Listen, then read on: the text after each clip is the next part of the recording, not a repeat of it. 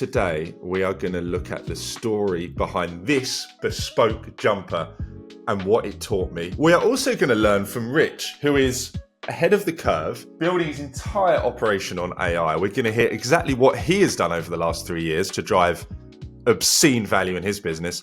And I've been into AI for a week. I saved 10 hours last week using it. And I'm going to tell you exactly what I did. Let's get into it, Rich. Welcome to Founders Therapy Podcast with Doug and Rich. With Doug and Rich. Good morning, Richard. Good morning, Doug. We're going to talk about AI today. I want to know actual practical shit that you are doing in your business to make it more efficient. I am, as you know, late to the party. I've started my AI journey 7 days ago. Last weekend, I started looking at it properly, and it's changed my life in a week. No fucking exaggeration. It saved me this week 10 hours. And I'm going to talk today about I'm going to tell you exactly what I have done. I've got no fucking clue what I'm doing, and I've saved 10 hours. And you allegedly know what you're doing. So I'm interested to know the specifics in your business of what you're doing. I have got a story though. Do you want that now? Do you want the jumper thing now? Or should I do the jumper? I think we should start hot. I mean, I think we should also celebrate your David Brent 2025 wall calendar that you've got there. It's, you know, I like you're two sides of a coin, aren't you? Like, I'm going to get into AI 3 years late, but I love a wall calendar. It's good. Anyway, yes, give us the story. Okay, there's a lesson behind it.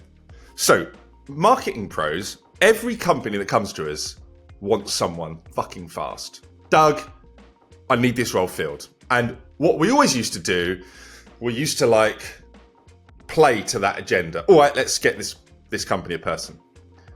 If we ever rush it and just try and get someone through the door super fast, generally doesn't work. If we take our time, really find the right person, don't do it slowly, but like find the right person. If it is later than what they wanted, they are always happy. They are never fucked off. They would rather have the right person in 6 weeks, 8 weeks than the wrong person in the short term. Sounds obvious, but when people come in, they're like, I need this fucking person. And it reminds me of something. So I ordered Lindsay a Christmas present, ordered it on the fucking 2nd of December. Ahead of the game. All right. Not ahead of the game because it came 3 days ago. It's now February, the fucking whatever it is. Where'd you order it from? Like China or somewhere? It's actually Australia. It was like an Etsy store in Australia. And it took like a ridiculous amount of time. And as it's coming, I'm like, this is like obviously a joke that this is taking so long. I get that it was Christmas and whatever, and it's coming a long way, but it is a joke. But thing lands, and it's fucking good. And now, so you don't care, basically. So I do not give a shit. And it's a little lesson though, isn't there, Rich? In the let's just deliver some good shit. I'm not saying take your time for the sake of it. I would rather it was quick, but I'd rather it was slow and good than fast and shit. I want to show you it. Do you want to see it? I want to see it. I feel like we're at some kind of carnival. Yeah, it's a jumper, and they do a bespoke picture of your animal on it. Look, there it is. That's our cat, Willow. Nice, isn't it? Established 2015. That born 2015. Is it stitched? Yeah, the fucker's like all raised up. It does look like you send them a picture of your cat. It looks like it. And when can we get a store spun up for Sammy? I mean, if we're really talking about like some high-end like business tech, we should get a store spun up for doing Sammy versions of that. Can I ask you how much it was? It's about £60. Good things come to those who wait. Particularly relevant in a recruitment business where people do want speed, but they also need somebody that can do the job. But yeah, I will link that Etsy store. Cal, we'll link that Etsy store in the video. It came from Australia. Highly, highly recommended. £60, which is what, $85 or something. Shall we get onto AI? Let's get onto AI. Let's move from textiles to AI. So, when we take on a job, we create something called a requirements doc. Pretty fucking detailed. Like, this is what they need. This is the type of person. This is the background. This is where we're going to find them. Like, pretty detailed. It's 1,000 fucking words. It would take me, I want to say, an hour or 2 hours to put that document together. I would have the call with the client. I maybe recorded it. I've maybe made some notes. And then I put the requirements doc together. We send it back to them. We're like, cool, this is what we're going to do. Do you agree? They give us a bit more feedback. It often changes, tweaks. And then I go and finish the doc, send them that, and say, this is what we're doing. Okay. Hour, 2 hours of my time to just create that document. So I'm like, okay, fine. Let's just fucking record the transcript of the call. Just create a pretty basic prompt that just says, right, can you just take this transcript and create this shit that we need? It's like 14, 15 things. And then just mulch those two things together and then create me a requirements doc. 98% correct. Like, but it's a very nuanced conversation. This is not like, what software are they going to use? What fucking experience? No, this is like, it is nuanced. Like, do you need that? Why do you need that? What's the experience that they've got? Like, it is not straightforward. What were you using? What model? I use the ChatGPT $20 a month one, Pro, or whatever it is. But what's the model? There's like 5 different models. I don't fucking know. Well, that makes a big difference. Some are good for tasks, some are good for advanced reasoning, some are good for kind of a mix of the two. Don't know. Just that it's a little fucking bar. I paid $20 at OpenAI. It said, here's your thing. There's a bar. And then I just fucking use that. Well, so that's what I use. So if I'm thinking about the growth function, let's start there. So that's what I do, 50% of my time. So we'll have transcripts from meetings. We make sure we turn the training the model off, by the way. You should do that as well. So it's all secure. So your information is not getting trained on by OpenAI. So we turn the model off and we put a transcript in. We put our own notes in about invariably what the product's going to be rather than the name of the product or type of product. And then we can pull together transcripts. We can pull together PRD documents. We can pull together architectural documents. And then it gives us the summaries. We can even work out engineering days if we really wanted to get a high level. I can apply a rate card to that. And that gives us all of that. Within 10 minutes, I've done, it needs human in the loop checking. I've done 4 or 5 hours worth of work. It's amazing. Yeah. I use it every day. So I think more people are going to relate to me who's just stumbling through it for the first time. The thing that I find amazing is I'm clearly not even using it properly, but it has taken a 2-hour task and it has made it literally 2 minutes. And it's better. That's the fucker. It's better. Yeah, it will be better. I mean, I was never a very good writer. And what I tend to do when I'm doing my thought leadership posts is I will put down threads of thought, and it has a memory updated. And I basically ask it to write a certain number of words in a style that kind of reflects the way that I've been writing, with maybe a little dash of humor in it. And then it spits out a version and then I go and edit. And I can push out, as long as I've fed it good bullet points, good structure, asked it how I want to do, because prompt engineering is quite an interesting topic that we could do a whole pod on.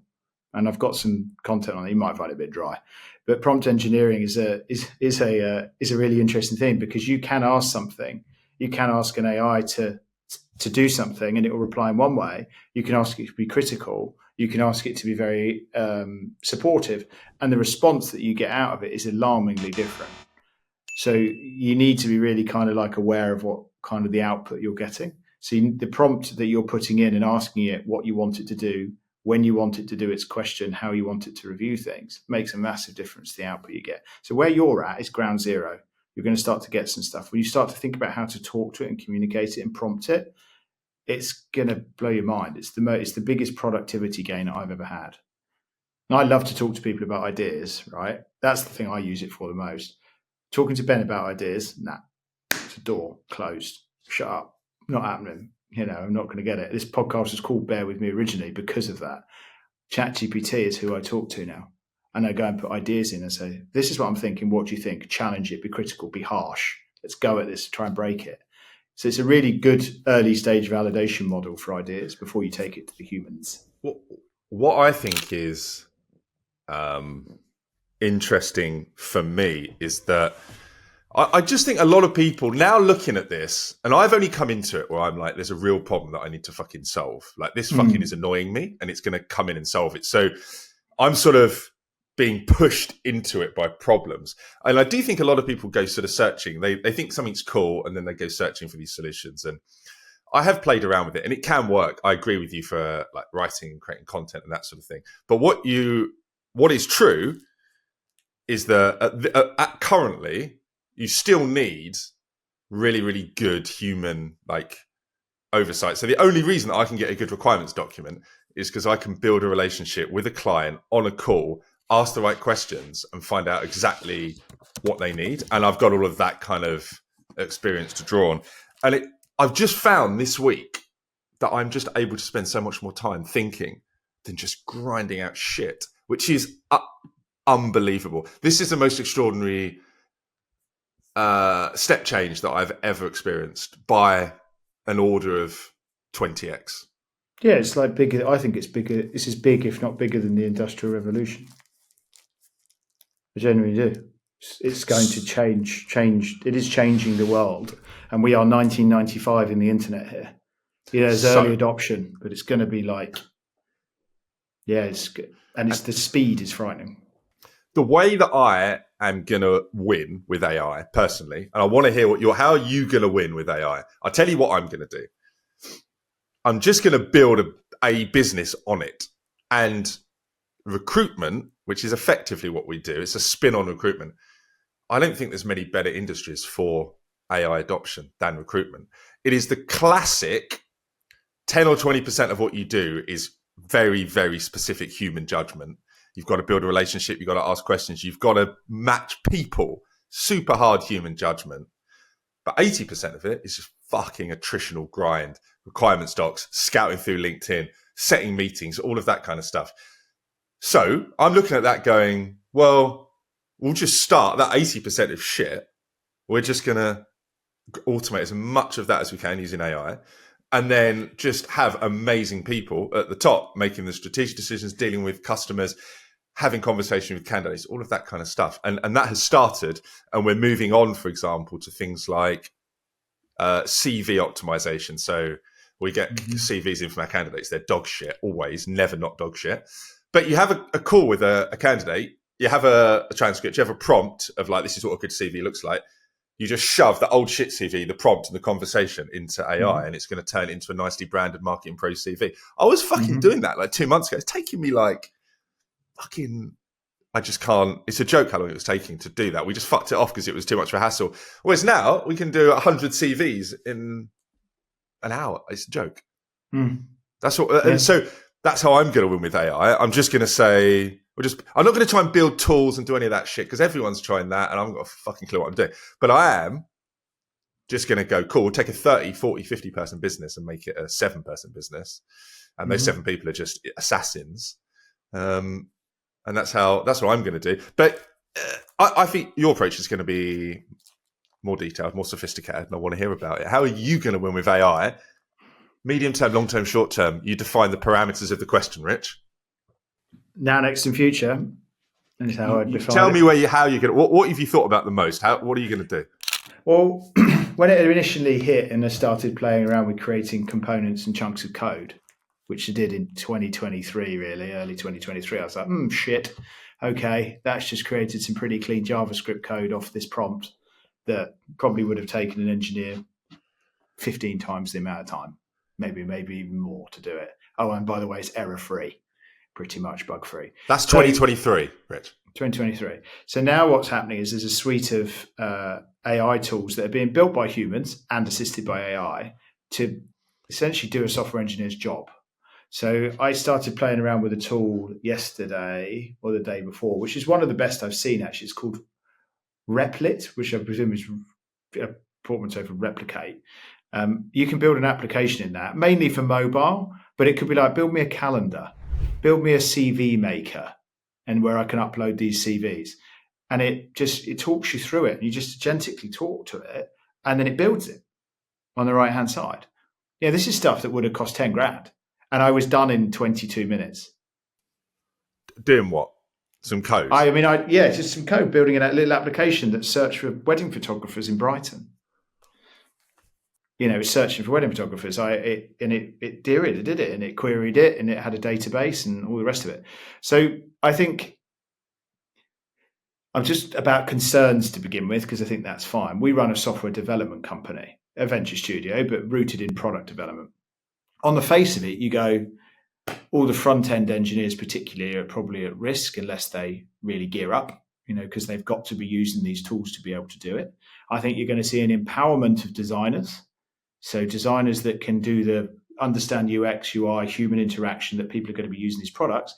And then they're leveraging tools alongside one or two senior front-enders to go and get the stuff built. So similar to you, I'd be worried. I would be a little bit worried if I was studying computer engineering in my first year and I wanted to be a front-ender. I don't think your job's there anymore.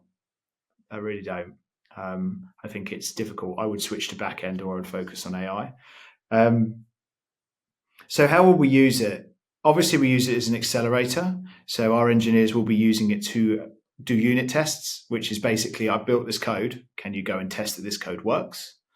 They'll probably be writing chunks of code and actually acting more like an architect, because it still needs all plugging together. AI is not at a point where you can prompt and it does it, because the amount of information, the amount of thought that goes in step by step by step needs that human in the loop. So similar to you, like you called them assassins, I would call them an architects in our world, but it's a similar methodology, right? It's like AI is an enabler. It allows you to do the work that you would have had to do, which is spending hours writing lines of code. It does it quicker, does it more efficiently, and it does it without error. Then your job as a human is to go and plug that all together. But in our world, we're a product company. We build products for startup businesses. We build products for people. So I see it as something really exciting, because I see it as an accelerator. I see it as an enabler, that understanding the how to build a product and the why still exists. That's not going to go away. It's the what that is getting easier. And I think that is troublesome if you're a company with 3,000 engineers and you grind Java code at a bank and you literally just crush out people's hours. I think that business is in trouble. But for us, it's an enabler, and I'm excited by it. And we're using it across the organization. Ben and Nick have got a great internal program going to upskill the engineers, and it's being used deeply across the company to improve efficiency and productivity. What do you use it for? Give me your best, just one or two use cases, just like day-to-day life stuff. So forgetting the company, like what should you use it for in just your personal life? I've got three, and they're fucking sick. All right. I will be moving hopefully at some point soon. So I put properties into like lists of Rightmove properties, and I say, right, I want you to evaluate the value of this property against local market value. My parents live in Saltdean. My business is in London Bridge. This is where my friends all live, and this is what I'm interested in. And then I just let it chew for a minute or two, and it comes back and says, this property does this, this does this, this does this. And I'm like, oh, that's interesting. So that's one example of it. Lindsay uses it a lot with health stuff. So she really goes to Dr. GPT. That used to be Dr. Google. So she lives in that. But she's beginning. She's beginning 24 hours. 24 hours. She's beginning to understand that. She's beginning to challenge it a bit more, because obviously it's all on trained data, right? And it's all dependent on your prompt. But it is excellent. But it does need taking a pinch of salt. So that's another use case. I use it generically for search. I don't use Perplexity, but I use it mainly for search. I've told you my opinion that I don't believe websites will be a thing. I've told you that opinion before. I think, agentic search, where we get information pulled for us by agents, is the future. So yeah, I do search. I play around with house stuff, car values, stuff I'm interested in. Sometimes I ask for reviews on golf clubs. Give me a review on this, review on this. I can't be bothered to go and have a look. Done it for me. I do.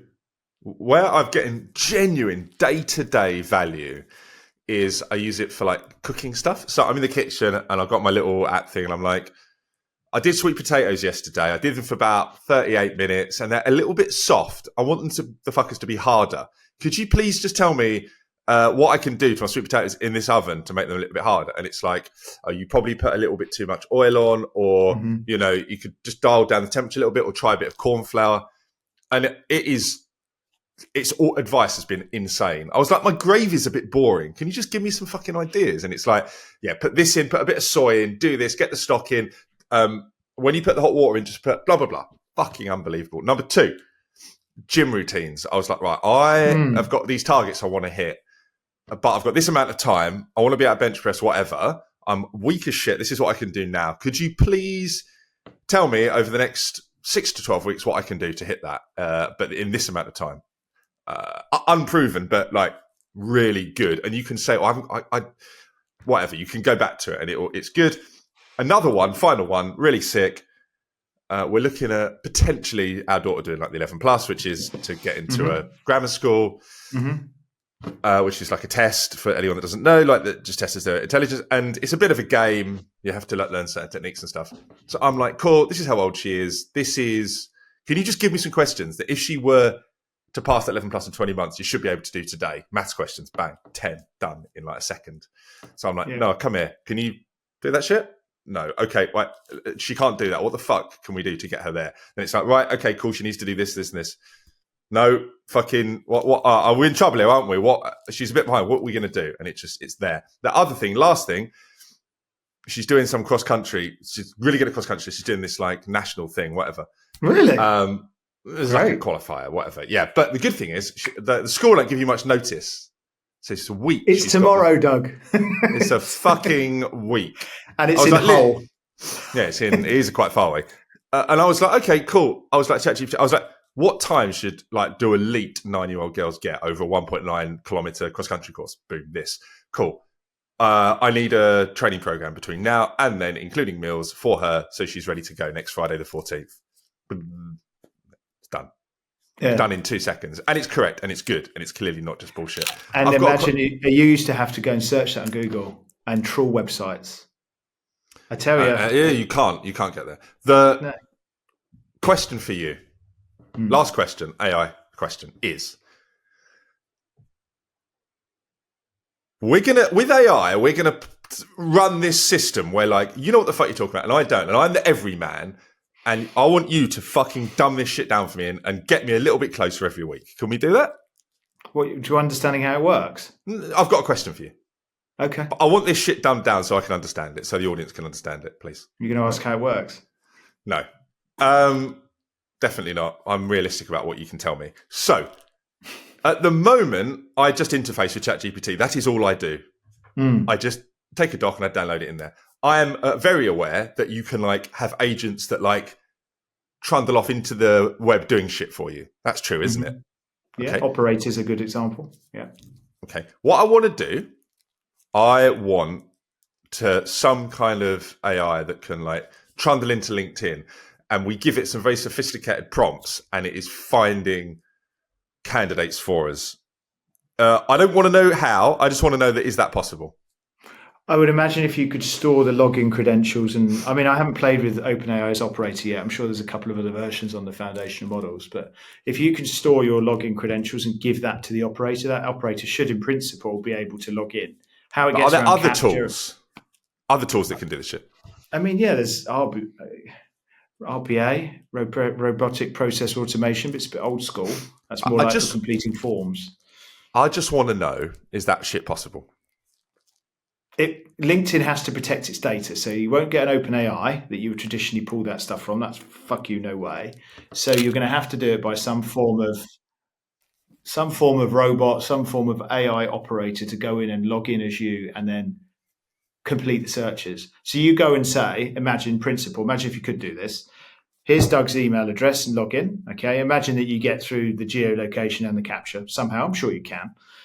You go and say, I want 150 candidates that meet these criteria. Can you go and search SalesNav or Recruiter for those, please?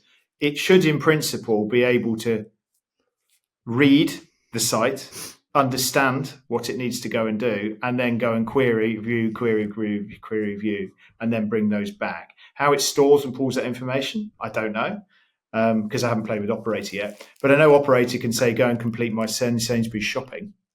Same principle, right? Search for product, add to basket, check out. It's, you know, What tool is it that does your say no shopping? Do you do that? I don't know, but the OpenAI Operator is the new one that came out like 3 weeks ago. And you send it on, it's basically on the OpenAI thing. You can go, I don't know where we've got it in the UK yet. You touch Operator, you go and say, can you go and complete this, this, and this? I presume you have to be logged in against the cookies or security of your browser. And then it goes and does the stuff for you. So like comparison sites for the insurance should be done. I think you might be done. Go and find me the best policy for my BMW 3 Series, please. Okay, great. It goes and does it. You don't need to go to a comparison site. Wild, isn't it? All right, love it. I want you to do the outro, please, and I'd like you to big up my business marketing pros, because I did Mahara last week. You did marketing pros this week. Well, thank you very much for listening, everybody, and to Doug's fantastic development and progression into AI in 2025. Let's just say 2025, but I'm very proud of him for doing so. Doug's business marketing pros is absolutely worth a sniff. I think if Doug had spoke to me in 2020 and said I'm interested in doing this, I would have bitten his hand off. Great people out of a wonderful country in South Africa. Got great work ethic, fantastic culturally, time zones are awesome, standard of education is great. And Doug is a lovely human being that does right by people, so no doubt does right by his partners and customers. So if you're looking for marketing professionals and you're happy to work with people afar, check out Marketing Pros.